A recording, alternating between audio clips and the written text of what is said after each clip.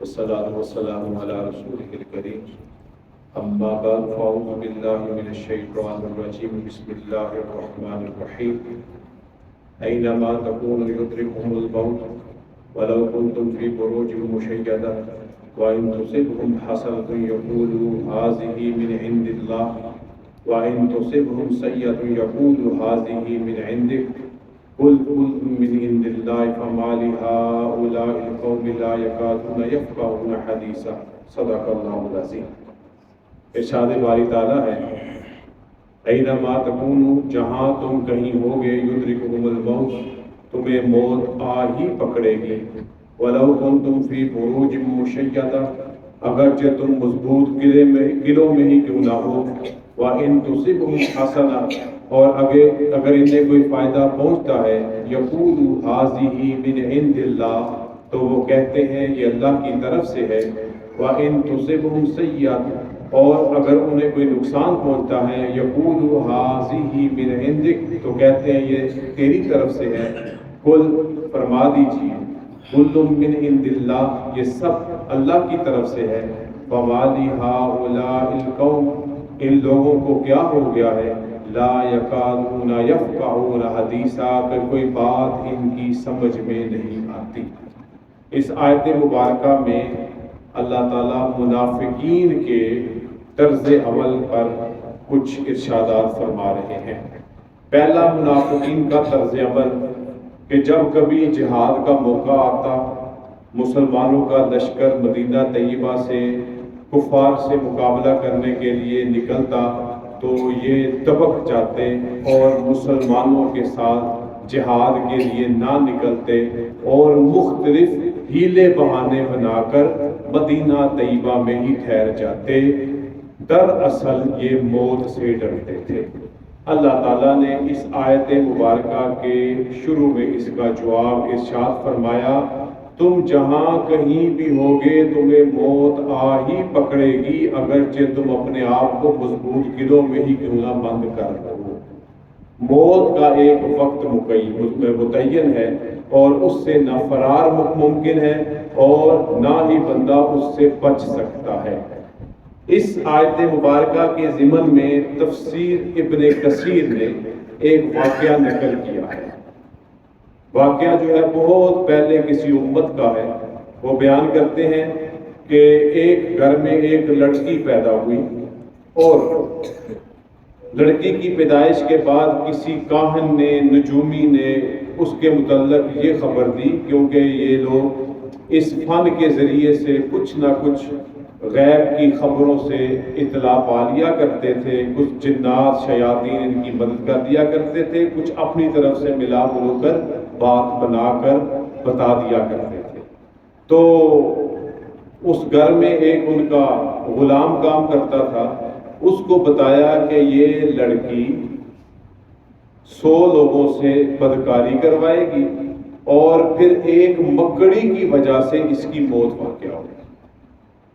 اب اس غلام نے اس بدکاری کے عمل کو روکنے کے لیے اس لڑکی کو بالکل پیدائش کے چند ہی دنوں کے اندر اس کے پیٹ میں چھرا گھونپ دیا اور یہ سمجھ کے کہ یہ اس کا کام تمام ہو گیا وہاں سے بھاگ نکلا۔ لیکن بہرحال وہ بچی بچ گئی، بڑی ہوئی اور بڑی خوبصورت تھی۔ لڑکی جب جوان ہوئی تو اس کی شہرت تھی، اس کی خوبصورتی کی، تو وہ بھاگنے والا غلام بھی جہاں کہیں بھاگا وہ بھی امیر کبیر ہو گیا، محنت کی اس نے، جو بھی معاملات ہوئے اس کو مال و دولت مل گئی۔ اب اس نے جب وہ بھی مال و دولت والا ہوا تو اس نے کسی رشتہ کروانے والے سے اپنی اس خواہش کا اظہار کیا کہ کسی خوبصورت لڑکی سے میرا جو ہے وہ بندھن بنوا دو، میری شادی کروا دو۔ تو اسی کا چرچا تھا، اس سے اس کا نکاح ہو گیا، شادی ہو گئی۔ اور جب وہ معلوم ہوا اس کو یہ تو وہی لڑکی ہے، پیٹ پہ جو نشان تھا، تو اس نے پوچھا یہ کیسا نشان ہے؟ کہا مجھ کو بتایا گیا ہے کہ ہمارا ایک غلام ہوتا تھا، اس نے مجھے پیدائش کے بعد یہ نقصان پہنچایا تھا اور بھاگ گیا تھا۔ اس نے کہا میں وہی غلام ہوں جو تجھے چھرا مار کے بھاگا تھا۔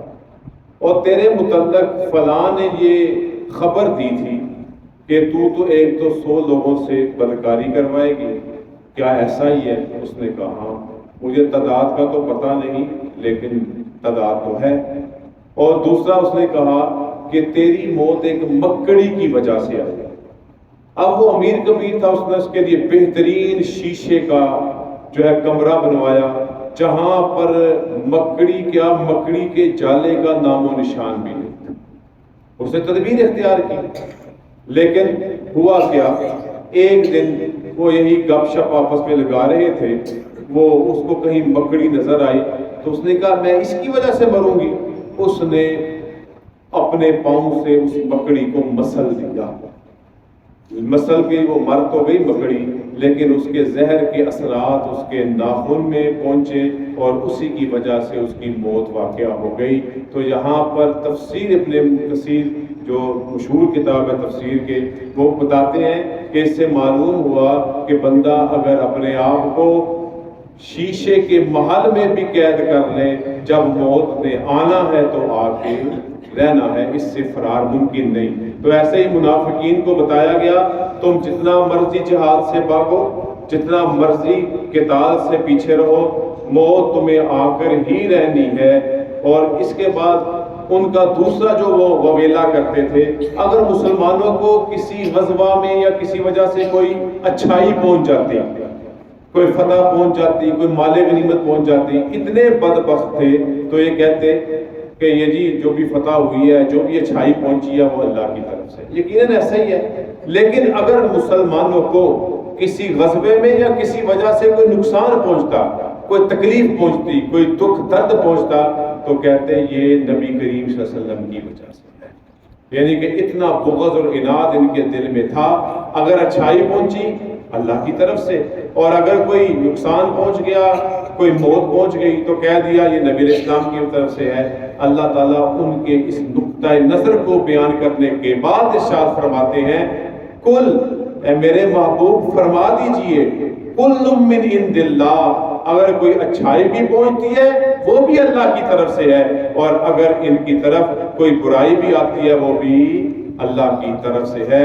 یہ آپ کی طرف جو بات منسوخ کرتے ہیں وہ بالکل غلط ہے۔ مالی ہؤلاء القوم، کیا ہو گیا ہے ان لوگوں کو، لا یکادون یفقہون حدیثا، کہ ان کو کوئی بات سمجھ نہیں آتی۔ یہ اللہ تعالیٰ منافقین سے مخاطب ہو رہے ہیں کہ کیوں ان کو اللہ کے احکامات کی، اللہ کی تدبیروں کی، اللہ کے امر کی سمجھ کیوں نہیں آتی۔ تو اس پر ہمارے لیے کیا سبق ہے کہ موت و حیات کا مالک بھی اللہ ہے، اور اچھائی اور برائی بھی اللہ ہی کی طرف سے ہے۔ ہمارا کام ہے تدبیر اختیار کرنا، ہم تقدیر کے مکلف نہیں ہیں۔ اللہ تعالیٰ قرآن پاک کو سمجھنے کی توفیق عطا فرمائے۔ وآخر دعوانا الحمدللہ رب العالمین، الحمدللہ رب العالمین، والصلاة والسلام علی رسول کریم۔ ربنا آتنا فی الدنیا حسنۃ وفی الآخرۃ حسنۃ وقنا عذاب النار۔ ربنا لا تزغ قلوبنا بعد إذ هديتنا وهب لنا من لدنك رحمة إنك أنت الوهاب۔ اللهم إنا نسألك العفو والعافية في الدين والدنيا والآخرة۔